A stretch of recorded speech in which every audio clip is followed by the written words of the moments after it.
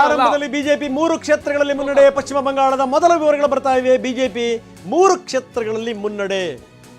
ಪಶ್ಚಿಮ ಬಂಗಾಳದ ವಿವರಗಳು ಒಂದಾದ್ಮೇಲೆ ಒಂದು ಬರ್ತಾ ಇವೆ. ಬಿಜೆಪಿ 3 ಕ್ಷೇತ್ರಗಳಲ್ಲಿ ಮುನ್ನಡೆಯನ್ನ ಕಾಣ್ತಾ ಇದೆ. ಎಸ್, ಇದು ಆರಂಭಿಕ ಟ್ರೆಂಡ್. ಇದು ಹೌದು, ನಾವು ತೋರಿಸ್ತಾ ಇದೀವಿ. ಈಗ ನೋಡಿ, TMC 3, ಬಿಜೆಪಿ 3, 3 ಕಡೆಗೆ 3 ಕ್ಷೇತ್ರಗಳಲ್ಲಿ TMC, 3 ಕ್ಷೇತ್ರಗಳಲ್ಲಿ ಬಿಜೆಪಿ ಮುನ್ನಡೆ. ಇದು ಆರಂಭದ ವಿವರಗಳನ್ನು ನಾವು ನಿಮಗೆ ಕೊಡ್ತಾ ಇದ್ದೀವಿ.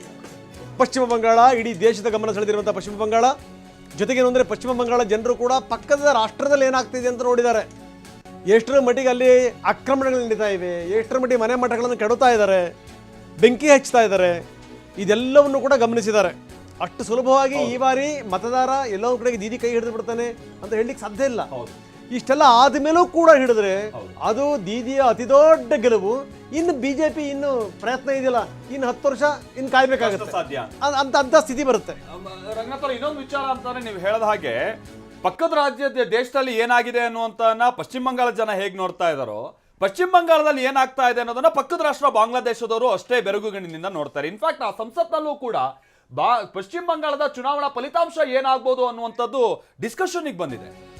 ಎಂಥ ಸ್ಥಿತಿ ಅಂತಂದ್ರೆ ಮಾಲ್ತೆ, ಎಲ್ಲೆಲ್ಲಿ ಗಡಿಗಳಿದಾವಲ್ಲ ಆ ಗಡಿನ ಮುಚ್ಚಬಾರದು ಅಂತ ಹೇಳಿ ದೀದಿ, ಯಾವ ದೀದಿ ಇದೇ ನುಸುಳುಕೋರರ ವಿರುದ್ಧ ಹೋರಾಟ ಶುರು ಮಾಡಿದ್ರು, ಯಾವ ದೀದಿ ಇದೇ ವಿಚಾರಕ್ಕೆ ಸಂಬಂಧಪಟ್ಟಂಗೆ ಹೋರಾಟ ಮಾಡಿ ಅಧಿಕಾರಕ್ಕೆ ಬಂದ್ರು, ಆ ದೀದಿ ಉಲ್ಟಾ ಹೊಡೆದಿರುವಂತ ರೀತಿ ಇದು. ಅಂದ್ರೆ ರಾಜಕಾರಣಿಗಳ ಬಣ್ಣ ಹೆಂಗ್ ಬದಲಾಗುತ್ತೆ ಅನ್ನೋದು ಬೆಸ್ಟ್ ಎಕ್ಸಾಂಪಲ್ ನೋಡಿ.